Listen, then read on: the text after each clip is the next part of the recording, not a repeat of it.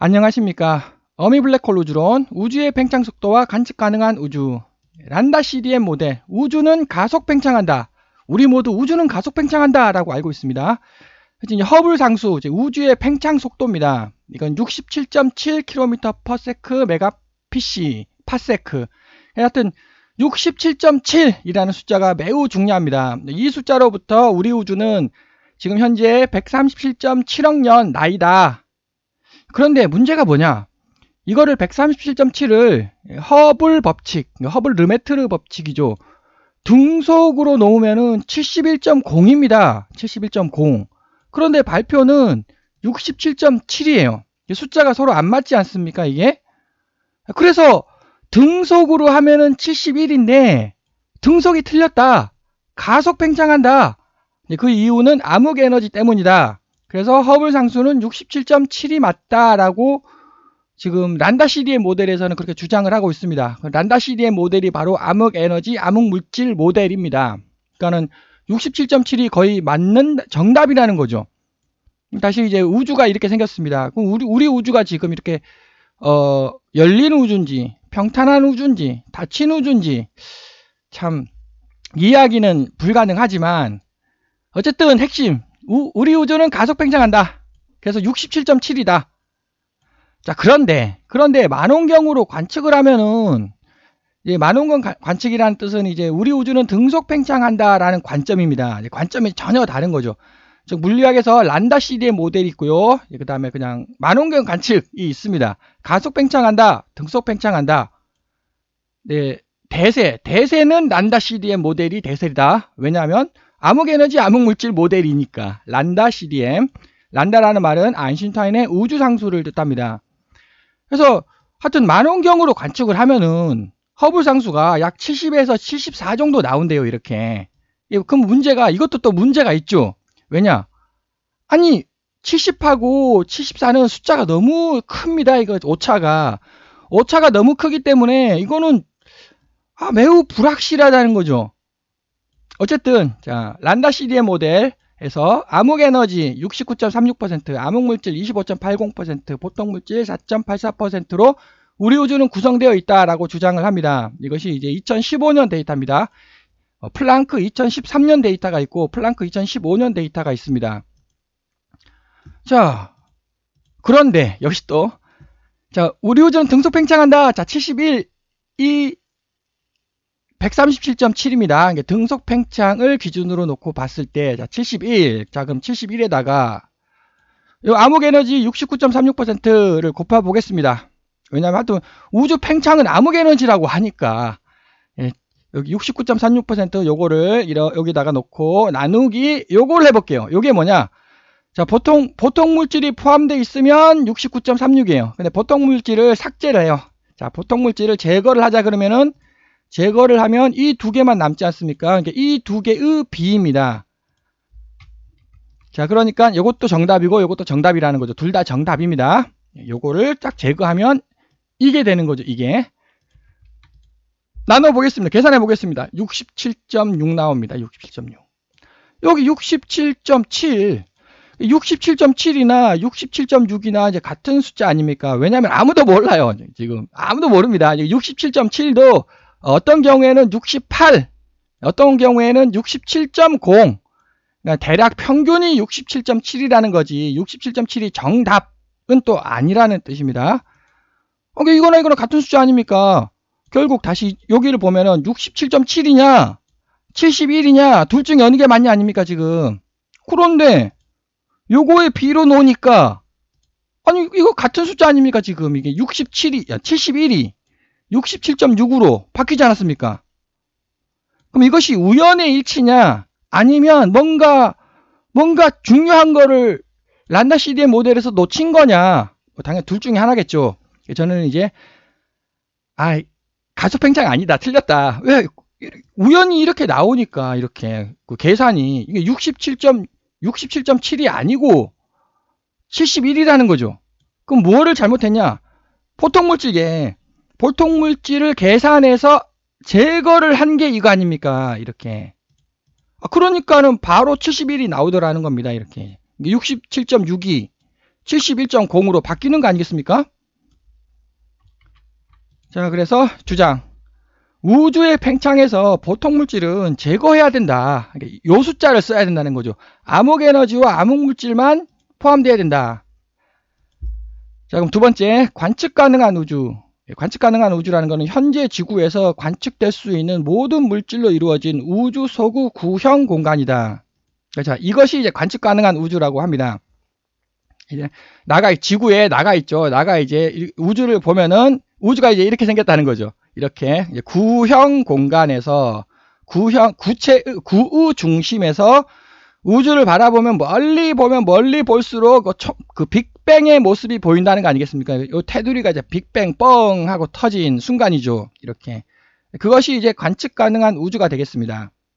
그러면 또 이거는 시간의 흐름이고, 자, 그다음에 그럼 여기에 빅뱅 테두리, 지금 이게 빅뱅이라는 과거를 말하는 거죠.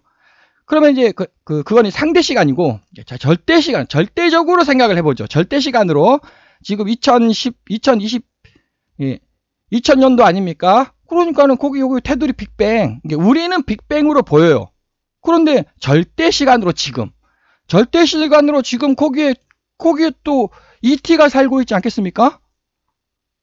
자, ET가 살고 있겠죠. 절대 시간으로 현재. 네, 그쪽.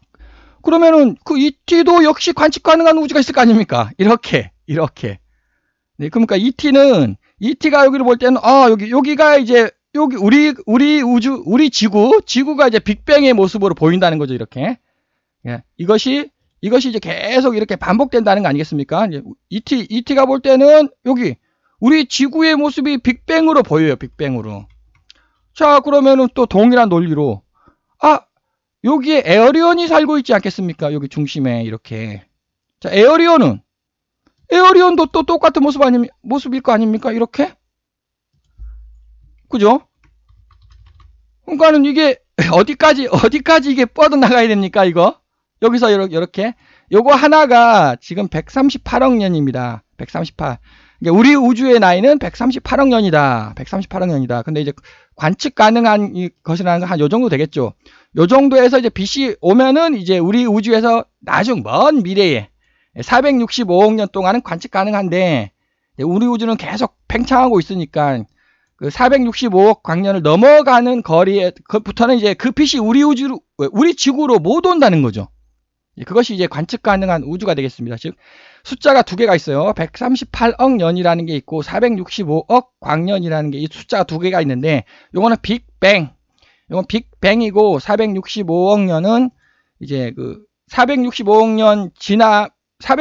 년 동안 이제 관찰 가능하다는 거죠. 그 년을 넘어가면은 빛이 그 거리에 있는, 어마어마하게 멀리 있는 거리에 있는 빛이 우리 지구에 도달을 못한다. 왜? 팽창 속도가 더 멀어져 버리니까.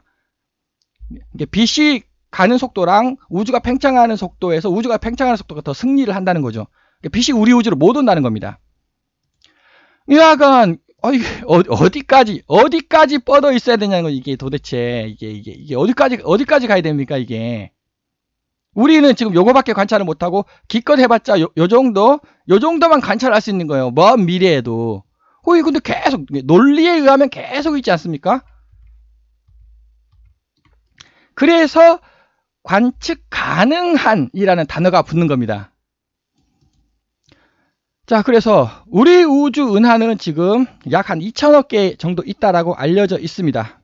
그리고 그러면 이제 관측 가능한 우주가 이제 465억 광년이라고 하고, 좀 헷갈리긴 헷갈립니다만, 하여튼 핵심, 우리 우주에 은하가 몇 개 있습니까? 약 2천억 개.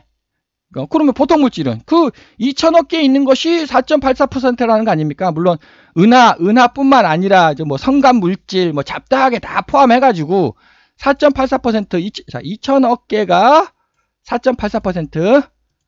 그런데 동영상을 보겠습니다. 자, 하늘에 별이 있습니다. 이게 전부 다 은하죠.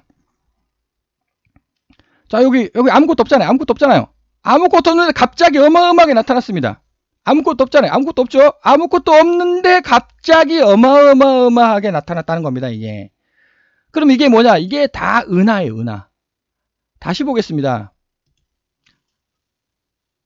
이게 밤하늘이에요. 예, 이건 우리가 눈으로 이제 컴컴한 데 가면 눈으로 볼 수 있는 거고, 아무것도 없잖아요. 아무것도 없는데 갑자기 어마어마하게 나타났다는 겁니다. 갑자기.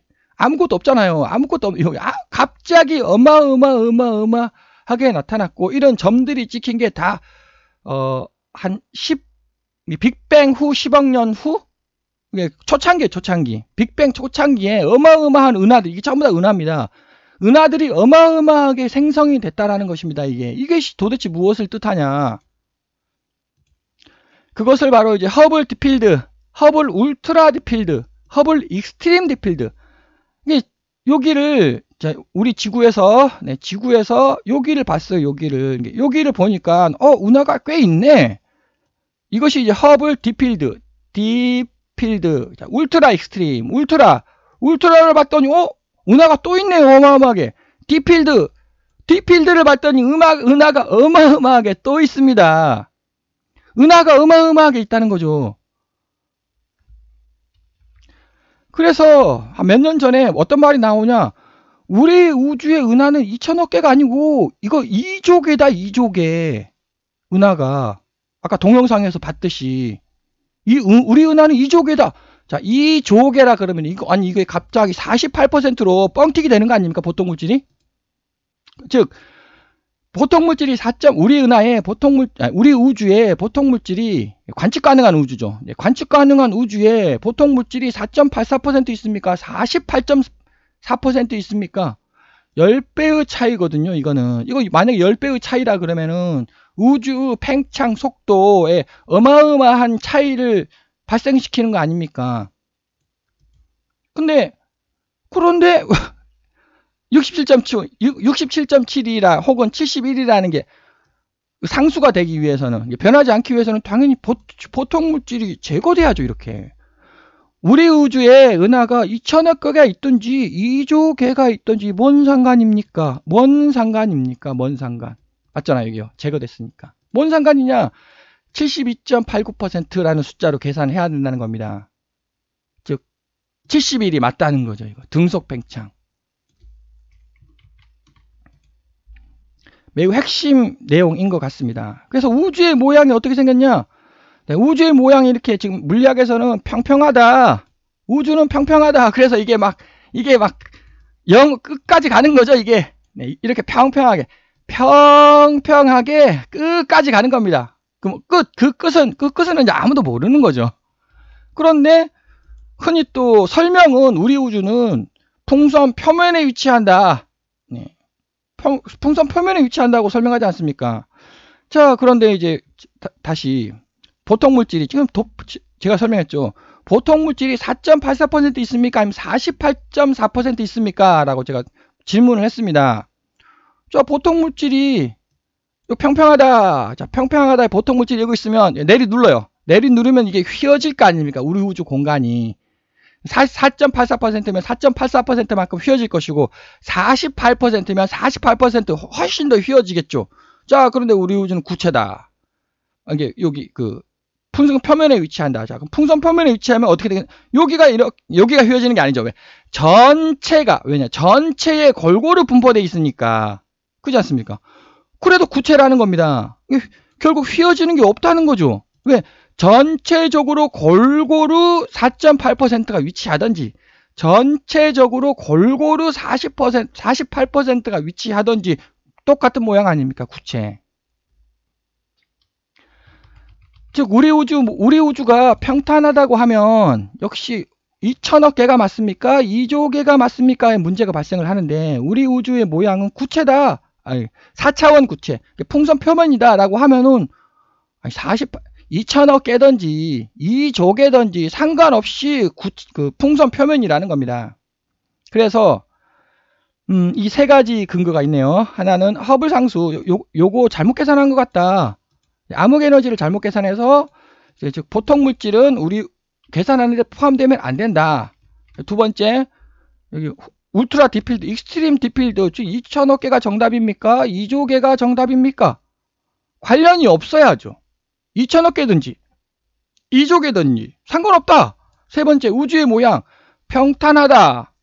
그러면은 역시 보통 물질의 양에 따라 가지고 네, 보통 물질 내리 누르니까 우주의 모양이 달라지나 구체라면 보통 물질의 양하고 전혀 상관이 없다는 겁니다. 이 세 가지 이제 근거가 있죠.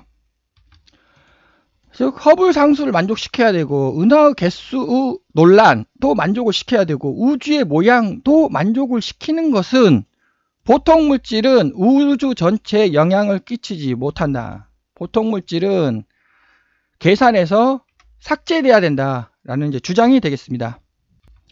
즉 보통 물질을 여기다가 집어넣으면 허블 상수에도 문제가 생기고 은하의 개수에도 문제가 생기고 우주 모양도 이제 혼란이 찾아온다.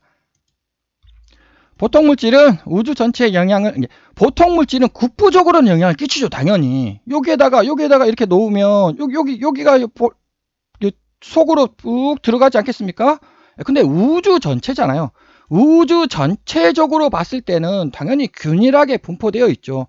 2000억 개가 균일하게 분포되어 있든지 2조 개가 균일하게 분포되어 있든지 보통 물질은 우주 전체에 영향을 끼치지 못한다. 장시간 시청해 주셔서 감사드립니다.